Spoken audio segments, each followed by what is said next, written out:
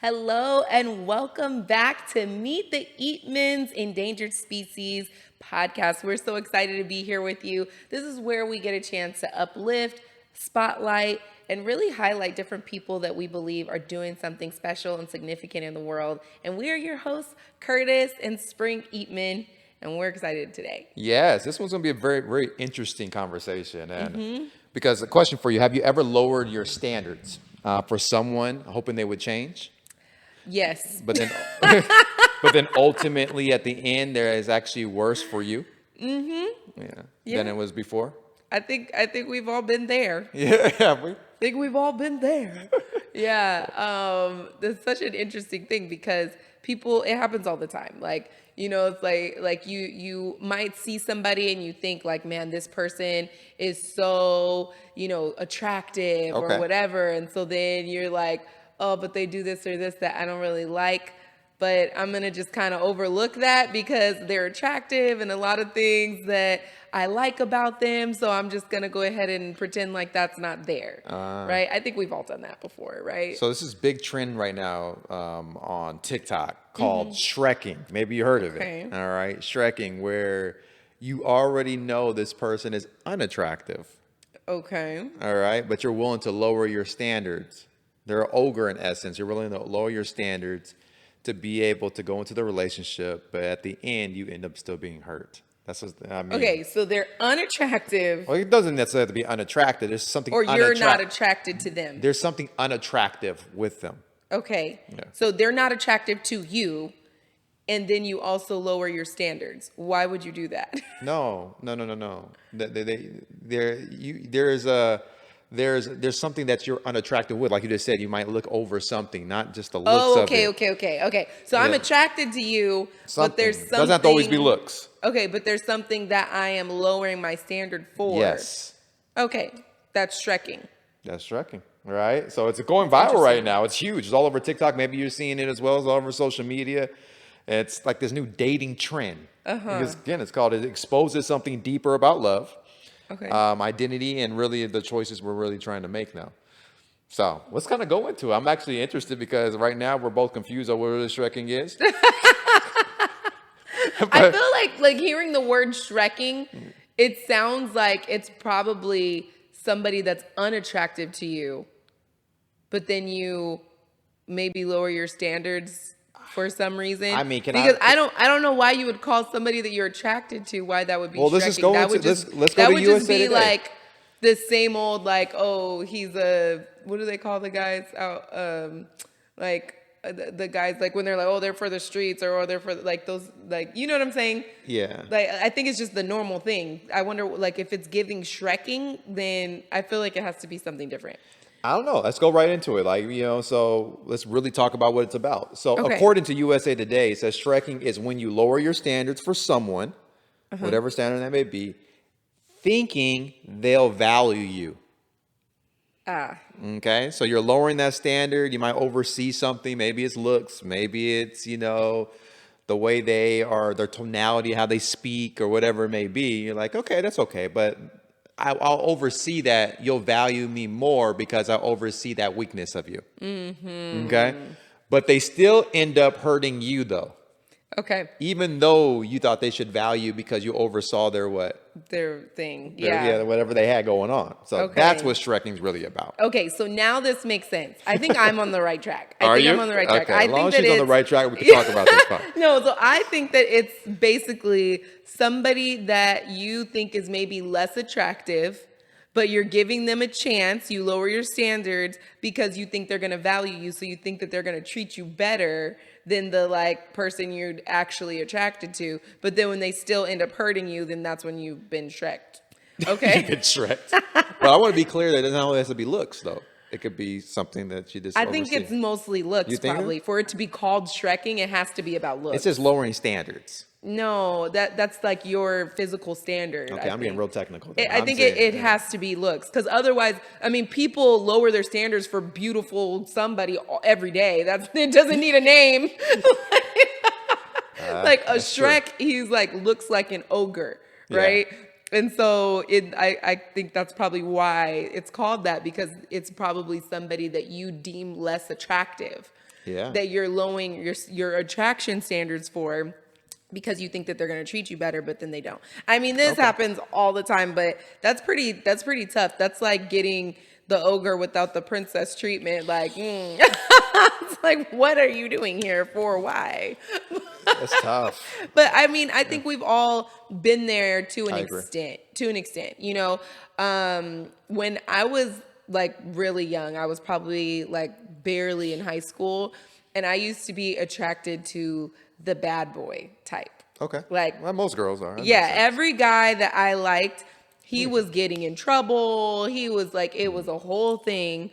And I remember I really liked this one guy when I was like probably in like the 7th, 8th grade. I really liked this boy. And he was like the bad boy gang type, whatever. Like that was the kind of guys that I really liked. And but he was attracted to me. I was a good girl, but I was also like the pastor's niece and all that. So I think he didn't really feel comfortable to like move on it. Yeah. But there was another girl that was younger than me, and she was like super sweet, all the things. And I remember that he ended up starting to date her, and my feelings were so hurt. I was like, oh, like, how did he start talking to her? Like, I feel like I'm prettier than her. Like, why? Like, I feel like I don't understand. She's younger than me. Like, why did he pick her over me? And that was literally God's grace, because he ended up getting her to catch an actual case. Like, she was driving with him and some of his friends. He was older than us. He was in high school. Yep. They ended up getting pulled over. Long story short, he asked her to take the charge for the whatever they had in the car. She took the charge, ended up being pregnant by him, was in jail and died in jail. Like, was in jail her whole life. Like, it was crazy. Like, her whole life got stolen from him. So when I saw that happen, wow. I was like, I wasn't expecting that story to go that way. I think I should probably change my type. Like, I was like, I don't think I want to like bad boys anymore. Yeah. So I started kind of trying to force myself to like a different type of guy. Yeah. And in the beginning, it felt inauthentic. In the beginning, I would be like, I mean, he's cute, but like, he's such a good guy. He's so nice. Ew, he's like corny. Like, so that to me, I feel like on a level, this was like Shrekking for me, you know, where I was just like, oh, I don't know.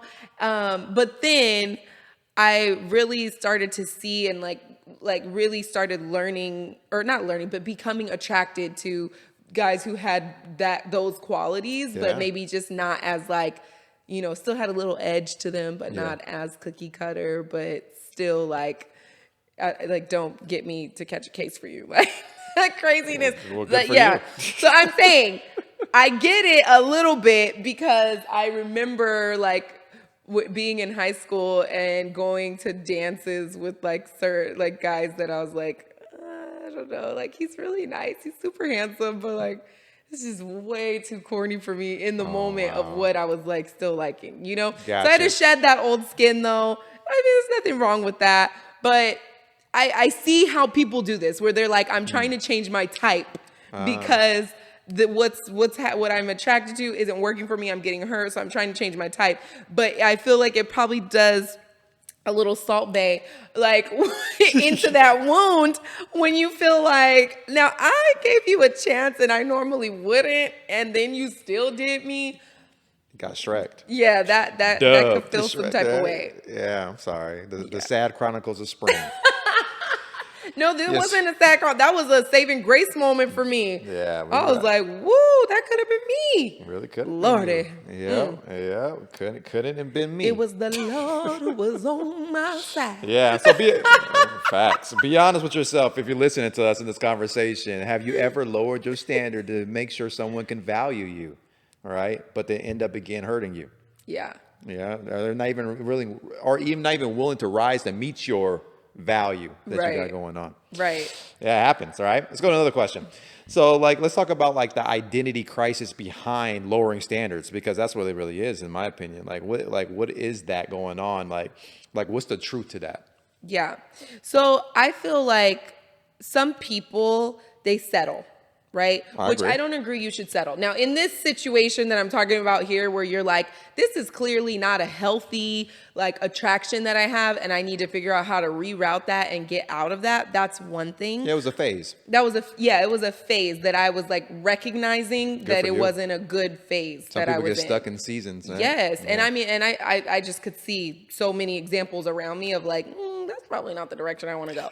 But so that's different. Yeah. But when you feel like you're settling, literally settling because it's just I want to be with someone. It's like this is my standard. This is what I deserve, and I'm settling for less because I want to be with somebody. That's big. That is a problem. That's a problem. I feel like so many, and I think women do this more often than men, but men also do it. But I think it really has to do. I think they do it a lot. I'm going to talk about it. Go Yeah, ahead. I think it really has to do with identity in your self-worth and like what you believe in yourself, right? So you cannot compromise compromise for crumbs and expect to be full. You know, it's like you can't say like, okay, I'm going to allow somebody to give me crumbs, but then wonder why I'm still consistently hungry. Yeah. It's like you're going to consistently be starving for that love, that affection, that whatever it is when you consistently settle for crumbs. And so it's like I feel like you have to know what you deserve. And you have to know and you have to literally be like, compromise is one thing. If there's like compromise based off of like, I want somebody who's 6'6" and makes $100,000 a year and they're the finest fine and they da-da-da-da. Like if it's that kind of stuff, okay, no, that's where there's a compromise place. Like, no, you don't have to have like such a high expectation and not allow people to like get to know them for who they are. Like the running list, that's one thing. But if it's like values, principles, like what you deserve, like time, affection, love, like that kind of stuff, like cheating on you, being, entertaining other women, being a terrible person to you, speaking to you badly, treating you badly, those are things you don't compromise on. And so you have to be clear on your worth and what you deserve and not be willing to trade in your worth just to have somebody around.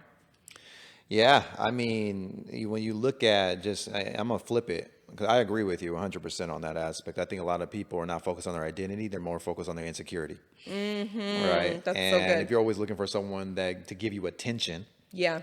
All right, versus really being clear on the value that they can add to you, then you can definitely lower your standards. I see guys do it all the time. It's like, oh, this chick is good, looks good, she's bad, they call it whatever it is, right?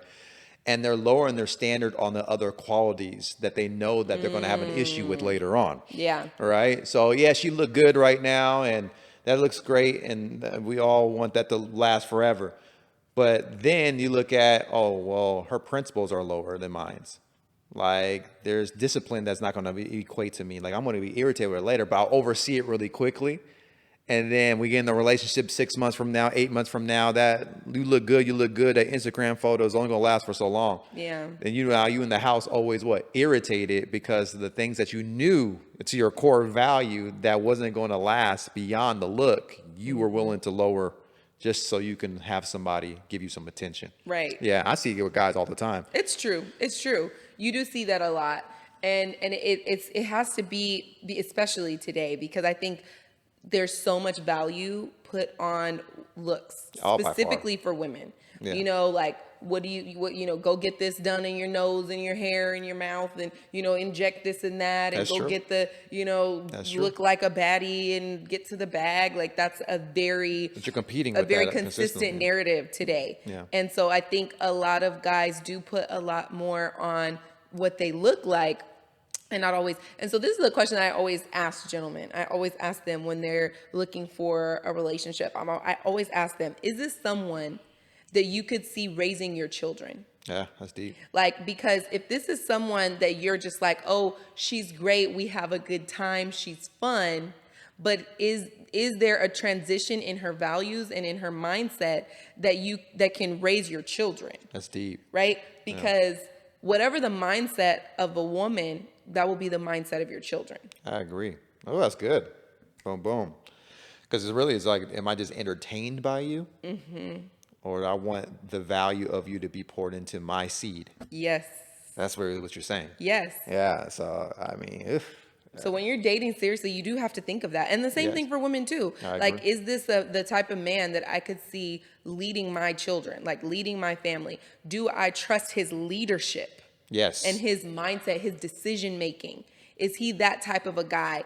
And if not, then it's okay.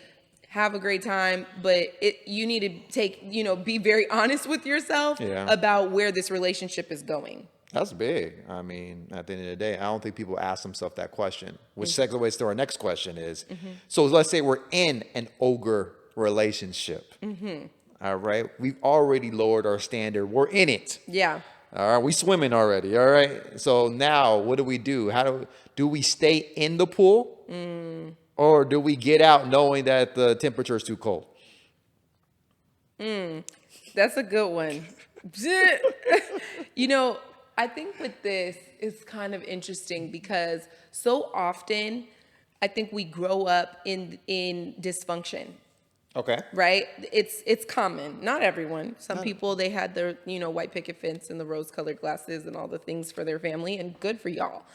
But but some people grow up watching dysfunctional relationships and dysfunctional love. And making it normal. And they think that it's normal. That's good. Yeah. And so then it may be hard to even connect that your relationship, like you have feelings, you have symptoms of like, I don't know why I feel like this, or I'm not happy, but you don't really know what it is exactly. And it might be the fact that you're tolerating things that are unhealthy and that are aborting the reality of what love could be for you, because you are allowing that toxic love in your life, and so I think it's so important to understand, like, what does healthy love look like, and what does healthy relationship look like, and not allow that to be a foreign thing, or think that it's only for other people, or think that it's corny, right? Yeah. Like, it's important to understand that, because if not, then you're gonna end up having to be comfortable in chaos in your life. And live your life that way. So I think it's important to, number one, be realistic up front, because if this is something that you're feeling like you're settling for in the beginning, you have to decide, is this something that I'm going to tolerate for long periods of time? Because it only gets harder the more life gets involved, the more you are starting to fall for each other or spend time or whatever. Add then kids now. add kids to that. You slip up, have a kid with this person. Now it's like, this is not something you were just tolerating for a moment, or you were just seeking, something that person could give to you that was scratching a certain itch for you. Now this is your life. I got 18 years. Had that on top of it, right? Yeah. Well, question then. So do you think that people don't leave because they feel safer in familiar pain 100%. than maybe unfamiliar love? 100%. And that's so good. Yep. People choose familiar pain over unfamiliar love every single day. I mean, that's across the board. Like, not just with relationships. That is the trade that people make every day. We trade the familiar pain for the unfamiliar opportunity. Yeah. Because it's just easier. We know what to expect. And so it's like, afraid to like step out, and what if I find something worse, or what if it doesn't get better, or what if I don't get anything at all? But it's like, to be able to find that, you have to be willing to gamble that. And that goes back to be lowering that standard. Yeah. Exactly. Wow. So are you more loyal to loneliness than actually being loyal to the legacy specifically? That's good. Because you don't want to be lonely, so that's why you stay in the relationship. But you know that it's not going to ultimately get to the legacy that you have envisioned for yourself. So you're compromising that. Then that's consistent frustration and resentment. Now you take it out on the person.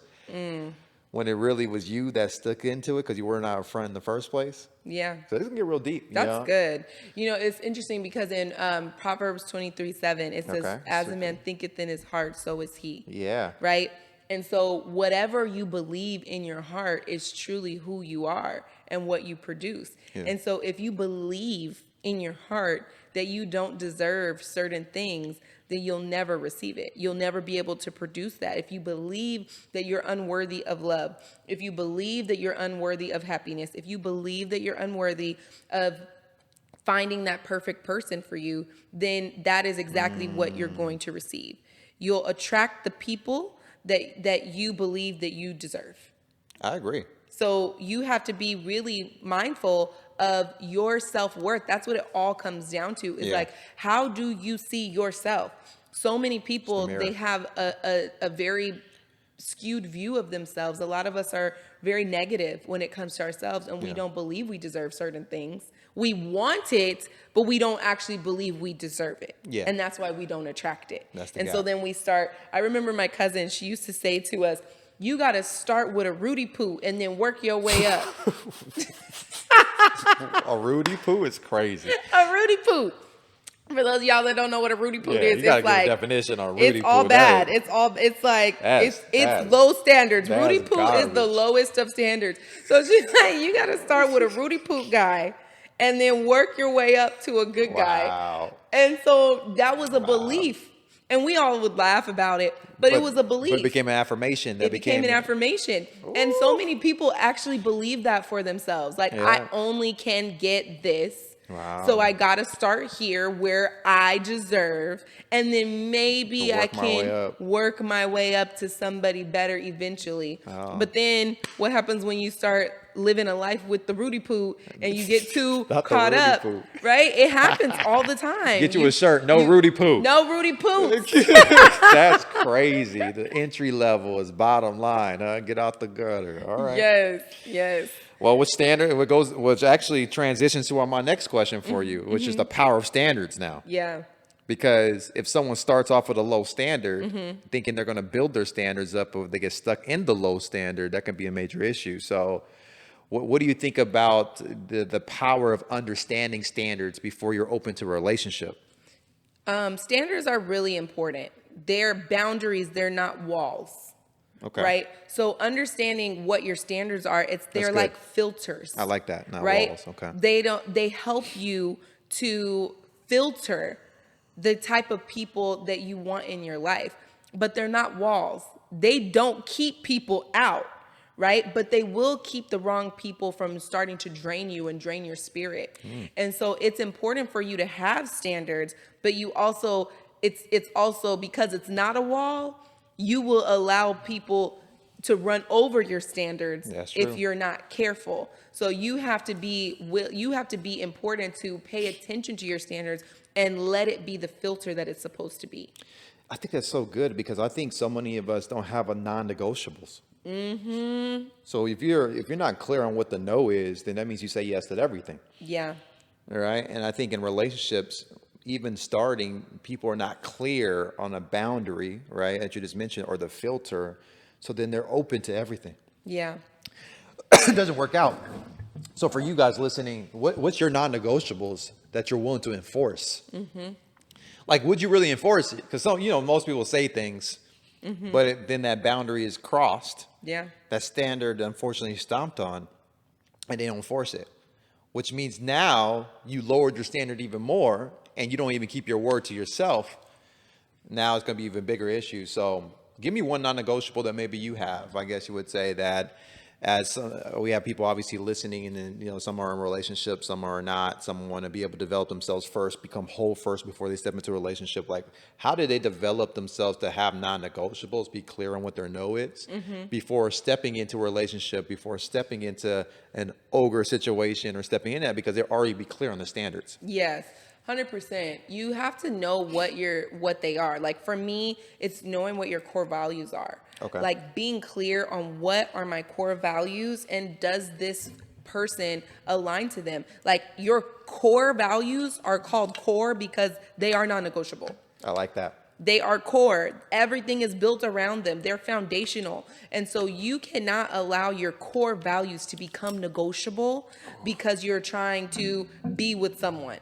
Right? That person just isn't for you, and you're going to do yourself a lot more harm than good trying to negotiate your core. Everything starts with the core. Huh? Right. So know your top 3 core values. Know what that is for you and understand, write them down, like figure out like what are the things that are the core of who I am, of the relationship that I want to build, like the thing that somebody has to compliment. And then audit the relationships that you have, relationships that are romantic and not romantic. And then audit those relationships against those values and see, hey, are there people in my life that maybe don't align, right? Are there things or people that are maybe starting to compromise my peace? Are there people or things that I'm allowing to, and that's why you can't have peace, because you can't compromise your core. So every time you are negotiating your core, you are going to be in a place of unrest. Okay. You started preaching a little bit. I felt the Holy Spirit kicking in. Felt it coming. Well, you know, we're about to close this segment in a minute, but I just want to bounce off something because we live in a culture currently right now that celebrates like temporary like pleasure, like on a high level. Yes. For a lot of different things, we call it the microwave generation in essence, but we really avoid permanent growth. Like we're willing to sacrifice that permanent growth for something that just makes us feel good, but feelings are not final. That's at the end good. of the day. So, that's so true. What would you say, you know, on the culture, the society, I guess you would say, perspective on sacrificing again permanent growth just to feel good for the moment? You can't do it. You really can't. I mean, we all have done it, but it's something to really audit and be very sensitive to, because I mean, we just are so in this microwave, TikTok, like generation that was like everything I want it right now. I want everything to be perfect. Yeah. You know, we look at TikTok, we look at Instagram, we look at all the social medias, and everybody looks perfect. Everything's perfect. Every relationship's perfect, all the things. And I feel like it starts to shape our expectations and our values. And so it's important for us to be very clear that we're not wanting to participate in this hookup culture, in this microwave, you know, dating apps, all the things. And there's nothing wrong with dating apps and all these things, but like having your clarity on who you are before you partake in that, right? I think that's good. And not allowing to become a person that creates the culture that doesn't get shifted into the culture, right? Yeah. And so you want to be the type of person that is creating, like I think that's something that I'm very proud of about us, is that like usually whatever is the thing that stands out, that's probably more of the right thing, right? The thing that less people do. You know what I'm saying? Like the thing that stands out, like when people see us and they're like, oh my gosh, you guys are an anomaly. Oh my goodness, because you guys love each other and you don't cheat on each other and you like all these things. I just cheat on you with you. Right. but the point is that you have to create the culture and not allow it to create you, right? And make sure that you're just standing firm on, you know, avoiding the things that are not conducive to the growth that you want and to the future relationship that you want. It's a question. Are dating trends shaping you right now? Because there's a lot going on. Right now we're talking about Shrekking. Yeah, Shrekking. Is this are you subscribing to this? Yeah. Because you're like, oh, that's how it's done? Okay. So I'll just date somebody who I'm, you know, lowering my standards for, whether it be attraction, whether it be standards of life, whatever, because it's just better to have somebody to post on the gram with. Like, but honestly, you got to be very careful about the information that you're feeding yourself, because that becomes the way that you see the world. And so if your algorithm is consistently receiving the way that social media perceives relationships, that now becomes your perspective of how you should operate in a relationship. Yeah. It's so true. Yeah. Like we have people all the time. Like I've heard women say all the time, like there's no such thing as a faithful man. I've heard that all like for years, because that's allowing your view to be shaped by what culture is putting out. And it's like, that's not true. But if that is your belief, then you will receive it. That's what you will attract. Yeah, so you will receive it moving forward. So closing remarks, because this was a good one. All right. Are you being Shreked? Number one. Are you even positioning yourself to allow yourself to be? Yes, that's a big one. Be clear on that. So, you know, don't settle. We say don't settle for what less that God has for you. That's for sure. So what's the last things that you have on your mind before we close out of this? You know, I really want us to understand that it's so important to be authentic. Be authentic to yourself. Be authentic to your emotions, but most importantly, be authentic to your core person, your core values. You deserve everything out of this life. And if you believe that you deserve it, then you'll go receive it. And so I'm excited for this talk. Hopefully it will have helped you.